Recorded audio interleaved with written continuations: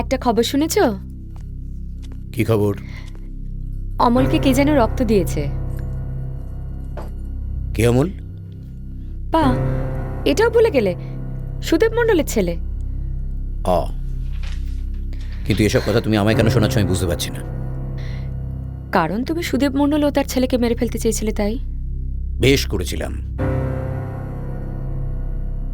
এখনো সময় যায়নি। আমি আমার চলার পথে যেরকম ফুলের চারা পুঁততে জানি, সেরকম পথের কাঁটাও উপড়ে ফেলতে জানি। সময় একদিন তা ঠিক প্রমাণ করবে। আপাতত কিন্তু একটা জিনিস প্রমাণ হয়ে গেছে। কোথাকার কি একটা ফালতু লোক তার নিজের শরীরে রক্ত দিয়ে একটা হিন্দু ছেলের জীবন বাঁচিয়েছে বলে কি তোমার ধারণা সে তুফান ইসলামকে হারিয়ে দিয়েছে? তুফান ইসলামকে হারানো অত সহজ নয় গুলশান। আরে,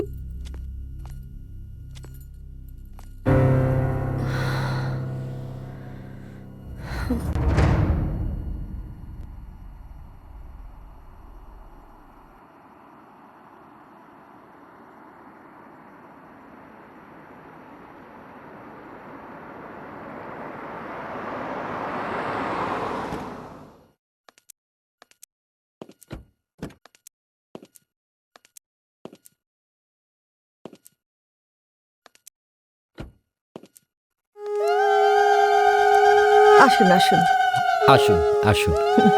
হ্যাঁ, চলুন। নমস্কার সমবেত দর্শক মণ্ডলী এবং আমাদের স্কুলের ছাত্রছাত্রীরা। আজ আমাদের স্কুলের বাৎসরিক পুরস্কার বিতরণী অনুষ্ঠানে যাকে আমরা আজ প্রধান অতিথি হিসেবে পেয়েছি, তিনি হলেন সম্মানীয় এবং বরেণ্য আমাদের সকলের প্রিয় মাননীয় শিক্ষামন্ত্রী শ্রীযুক্ত শোভন সেন মহাশয়।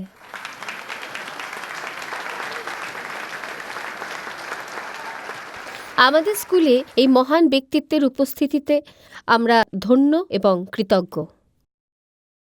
এই মহামান্য প্রধান অতিথিকে পুষ্পস্তবক দেবার জন্য আমি আমাদের স্কুলের প্রধান শিক্ষক মহিম বন্দ্যোপাধ্যায়কে অনুরোধ করছি।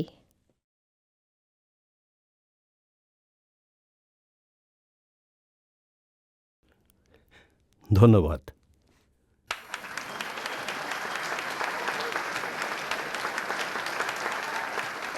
এবার আমি প্রধান শিক্ষক মহাশয়কে অনুরোধ করছি কিছু বলার জন্য।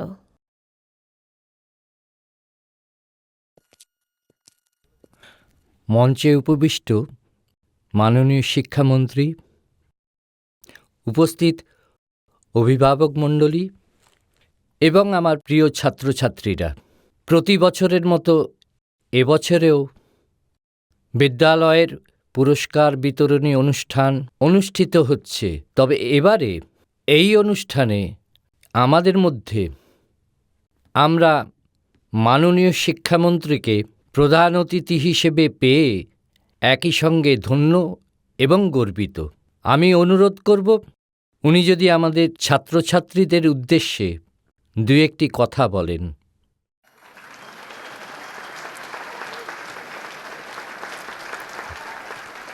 আসুন আসুন আসুন। আসুন। নমস্কার। উপস্থিত ভদ্র মহোদয় এবং ভদ্র মহিলাবৃন্দ আর আমার প্রিয় ছাত্রছাত্রীরা, আজ এখানে আসতে পেরে আমার নিজেকে ধন্য মনে হচ্ছে। কাজের ব্যস্ততায় যে ছেলেবেলাকে আমি হারিয়ে ফেলেছিলাম, আজ এই অনুষ্ঠানে এসে আবার যেন তাকে আমি ফিরে পেলাম। আমার ধারাপাতের বই, আমার অঙ্কের খাতা, বাংলার কবিতার বই, ইংরেজি গ্রামার সব একসঙ্গে এসে আমার দিকে আঙুল তুলে প্রশ্ন করছে, কোথায় হারিয়ে গিয়েছিলি তুই এতদিন? আমাদের এভাবে ভুলে গিয়েছিলি কেন? কেন?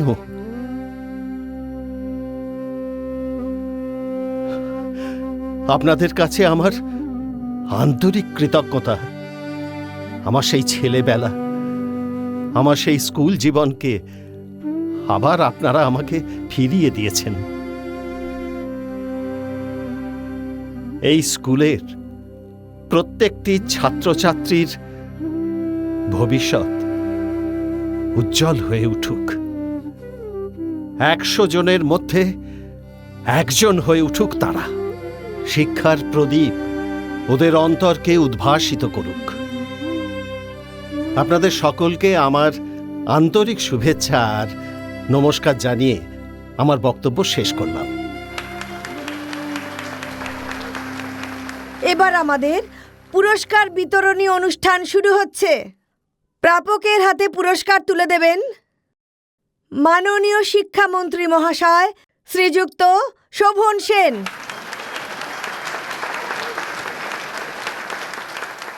ষষ্ঠ শ্রেণী প্রথম রু সেনগুপ্ত। থাক থাক থাক বাবা।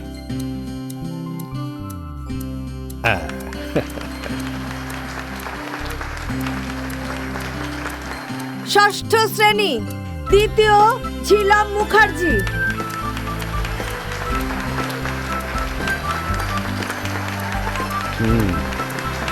হ্যাঁ থাক থাক। এই না।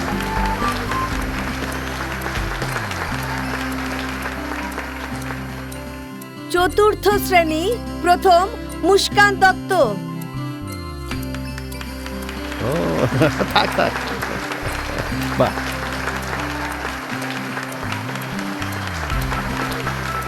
দশম শ্রেণী দ্বিতীয় শুভেন্দু রায়। থাক থাক।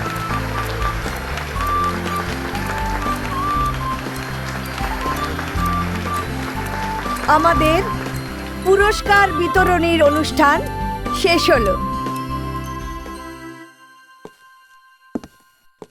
পুরস্কার বিতরণের পর যে অনুষ্ঠান, তা শুধু আমাদের স্কুলের নয়, এই শহরেরও। আমাদের স্কুলের 5 জন ছাত্রছাত্রী রু, ঝিলাম, অর্ক, বুব্বা ও নীর, এদের বন্ধু অমল থ্যালাসেমিয়ায় আক্রান্ত দরিদ্র শিশু। অমলের রক্তের প্রয়োজন হয়, রক্তের গ্রুপ ও নেগেটিভ। আপ্রাণ চেষ্টা করে ওরা রক্ত জোগাড় করার। ওরা রক্ত জোগাড় করতে পারে না। ঠিক সেই সময় আমাকে ও নেগেটিভ রক্তের খোঁজ দেয় আমারই সহকর্মী। এই তো আপনার বাড়িতেই যাচ্ছিলাম, যাক দেখা হয়ে গেল। কেন বলুন তো অশেষবাবু, কোনো দরকার আছে? না সেরকম কোনো দরকার না, আসলে হঠাৎ একটা কথা মনে পড়ে গেল। কি কথা? আসলে সেদিন আপনি বলছিলেন না টিচার্স রুমে অমলের থ্যালাসেমিয়া হয়েছে, ওর ও নেগেটিভ গ্রুপের রক্তের খুব দরকার।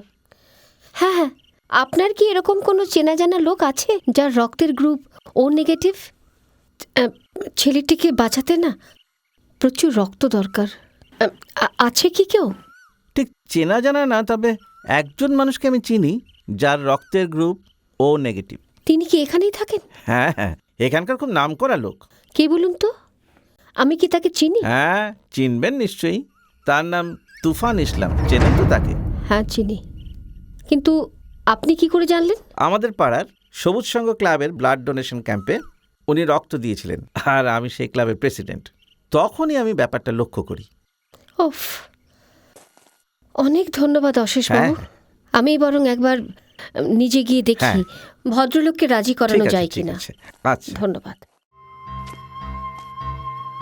আপনি জানলেন কি করে আমার রক্তের গ্রুপ ও নেগেটিভ? যে করে হোক জানতে পেরেছি। জেনেছেন, আমার কাছে এসেছেন কেন? একটা অনুরোধ নিয়ে। অনুরোধ? হ্যাঁ, এই শহরের একটা গরিব ছেলে ও নেগেটিভ রক্তের অভাবে মারা যাচ্ছে। হয়তো যাচ্ছে, যেতেই পারে। এত সহজে আপনি কথাটা বলতে পারলেন? আমাদের দেশে শিশু মৃত্যুর সংখ্যা কম নয়, তার সম্পূর্ণ খোঁজ আমার পক্ষে রাখা সম্ভব নয়, আর সে ব্যাপারে আমার কিছু করারও নেই। আছে মিস্টার ইসলাম, অন্তত এই গরিব শিশুর জীবনটা আপনি বাঁচাতে পারেন। আপনি সেই থেকে গরিব শিশু কেন করছেন বলুন তো? আর তার জীবন আমি বাঁচাতেই বা পারি কি করে? আপনার ও নেগেটিভ গ্রুপের রক্ত দিয়ে। একটা হিন্দু ছেলেকে আমি আমার রক্ত ডোনেট করব? প্রশ্নই ওঠে না। আমার রক্ত তো সস্তা নয়। আপনি কি করে জানলেন ছেলেটি হিন্দু? কারণ সেই গরিব শিশুটির গোয়ার জেদি বাবাকে আমি চিনি। আমার একটা চাহিদা সে মেনে নেয়নি, আমাকে সে ফিরিয়ে দিয়েছে। এত জেদ, এত অহংকার তার। কিন্তু ছেলেটি তো কোনো দোষ করেনি। হ্যাঁ, করেছে। ওরকম এক গুঁয়ে জেদি বাবার ছেলে হয়ে জন্মেও ভুল করেছে। কি অদ্ভুত যুক্তি আপনার। আপনারও তো ছেলে আছে।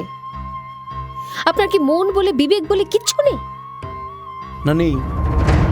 এত আশ্চর্য হওয়ার কি হয়েছে? আপনারও তো যথেষ্ট ব্যাংক ব্যালেন্স নেই, দামি গাড়ি নেই, বাড়ি নেই, washing machine, LCD TV, AC কিচ্ছু নেই। তো আমার তেমন মন নেই। So what? বাহ, এলসিডি টিভি আর মন এক হলো আপনার কাছে। তার চাইতে বেশি। মনের কোনো দাম নেই, ওগুলো কিন্তু দামি। পয়সা থাকলে হয়তো ওগুলো কেনা যায়, কিন্তু মন কেনা যায় না। যাবে সময় আসছে যখন মুদি দোকানে কিলো দরে মনও কিনতে পাওয়া যাবে। Please.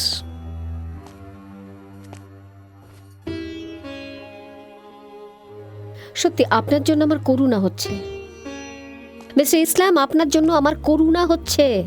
Yes, I pity on you, pity. যেদিন মুদি দোকানে কিলো দরে মন কিনতে পাওয়া যাবে, সেদিন দয়া করে নিজের জন্য অন্তত 100 গ্রাম মন কিনে নেবেন। হার্টলেস।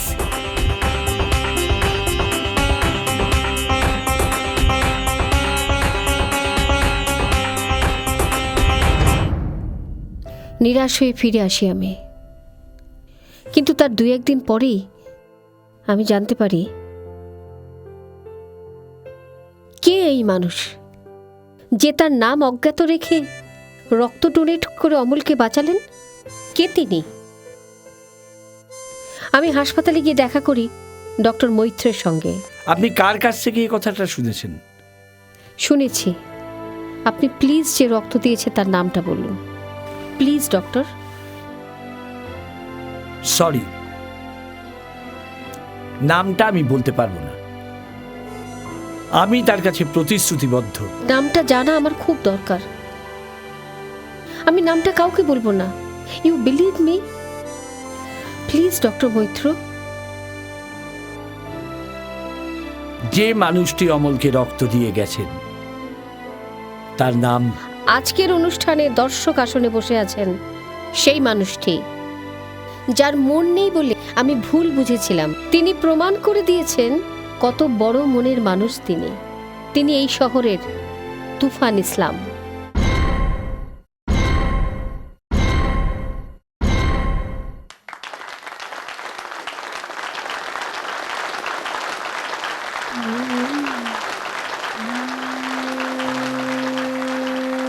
আমি তুফান ইসলামকে মঞ্চে আসার জন্য অনুরোধ করছি।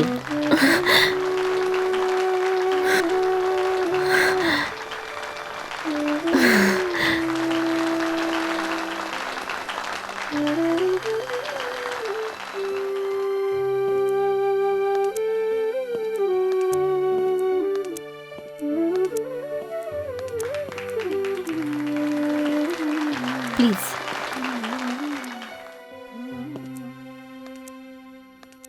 সালাম আলাইকুম। আমি মহান মানুষ নই।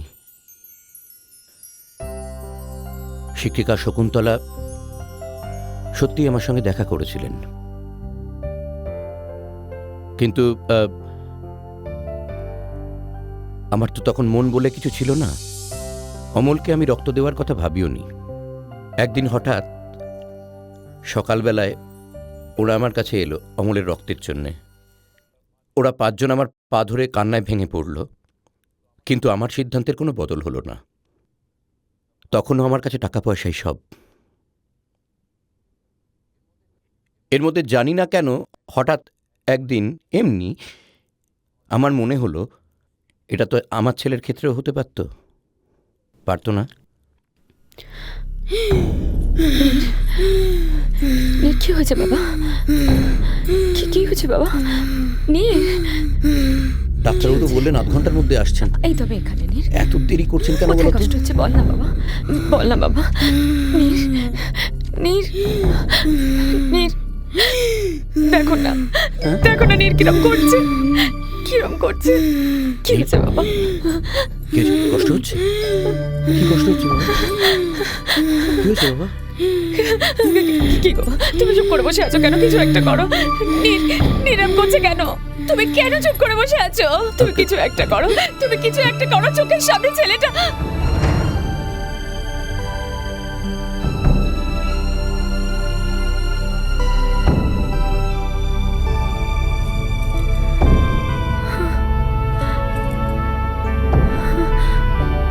নীর, নীর,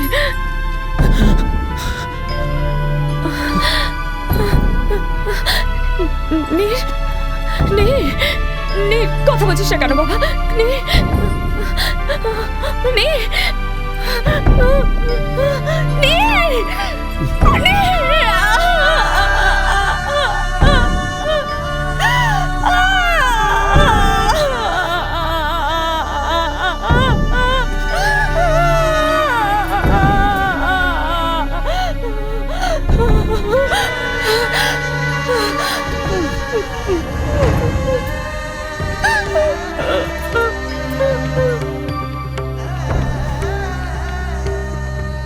তোমার জন্য, তোমার গুনার জন্য আজ আল্লাহ আমার ছেলেকে আমার কাছ থেকে কেড়ে নিয়েছে। তোমার জন্য অনেকবার বারণ করেছে। টাকা, টাকা, টাকা। পারবে তোমার টাকা আমার ছেলেকে ফিরিয়ে আনতে? পারবে তোমার টাকা আমার নীরকে ফিরিয়ে আনতে?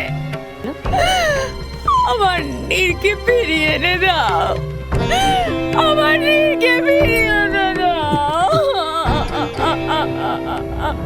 আসলে আপনারা যে তুফান ইসলামকে চেনেন, সে এই অঞ্চলের সবথেকে সমৃদ্ধ মানুষ। পেট থেকে পড়ে তো কেউ অমানুষ হয় না। কাজেই আপনাদের মনে হওয়া স্বাভাবিক যে হঠাৎ করে একজন মানুষ কি করে এরকম অর্থপিচাস হয়ে গেল। কয়েকটা কথা বলি আপনাদের। আমার স্ত্রীও এগুলো জানেন না, আমি বলিনি কখনো। আমার বাবা সোনার দোকানে কাজ করতেন এবং ওই কাজ করতে করতেই তার ফুসফুসে কি একটা অসুখ হয়। ছোট ছিলাম তো, জানতামও না তো। মাঝখান থেকে চাকরিটা চলে গেল, উনি কেসে কেসে মরে গেলেন। মালিক পক্ষে একটা পয়সা দেয়নি। মালিক হিন্দু ছিল, পরে বুঝেছি মুসলিমও হতে পারত। আমার মা আমায় নিয়ে আরো ছোট একটা বস্তিতে উঠে এলেন। লোকের বাড়ি বাড়ি কাজ করতেন, কিন্তু চারদিকে হিন্দু বাড়ি ছিল বলে আমার মার কাজ চলে যায়। পয়সালা মুসলিম এলাকায় খুব কম ছিল। মা ঠোঙা বেচে কিছুদিন আমায় পড়াশোনা করানোর চেষ্টা করেছিলেন, কিন্তু গরিবের খুব অসুখ হয় আর গরিবরা পটাপট মরে যায়। মাও মরে গেলেন। আমার বোন ছিল একটা। ট্রেনে করে চাল পাচার করতে গিয়ে লাইনে কাটা পড়ল। এখন ভাবতে লজ্জা লাগছে যে আমার তখন মনে হয়েছিল টাকাই সব। যদি টাকা থাকে তাহলে এই প্রত্যেক হিন্দু পয়সালা লোকের মুখে ঝামা ঘষে দেওয়া যাবে। আমাদের এই দেশটা থাকতে হয়তো টাকা থাকলে সবাই আমার কথা শুনবে, আমার কথা শুনে চলবে। কিন্তু আমি বুঝতে পারিনি যে একটা সময় টাকার পেছনে দৌড়তে দৌড়তে যাদের জন্য আমার পুরো পরিবার মারা গেছিল, আমি একদিন তাদের একজন হয়ে গেলাম। আসলে আমাদের মতো অমানুষদের কোনো হিন্দু মুসলিম হয় না। তাই মনে হলো এবার বোধহয় একটা প্রায়শ্চিত্ত করার দরকার। আমার ছেলের বন্ধু আমার ছেলের মতো। আজ থেকে অমলের সমস্ত চিকিৎসার ভার আমার। ওরা 5 জন আমার মধ্যে একটা নতুন মনকে জাগিয়ে তুলেছিল। অমানুষ তুফান ইসলামকে মানুষে পরিণত করেছিল। ওরা আমার কাছে মনুষ্যত্বেরই আরেক রূপ। ওরা 5 জন মিলে আমার কাছে একজন দেব শিশু। তোমরা কি একবার আসবে আমার কাছে, এসে আমাকে জড়িয়ে ধরবে একবার?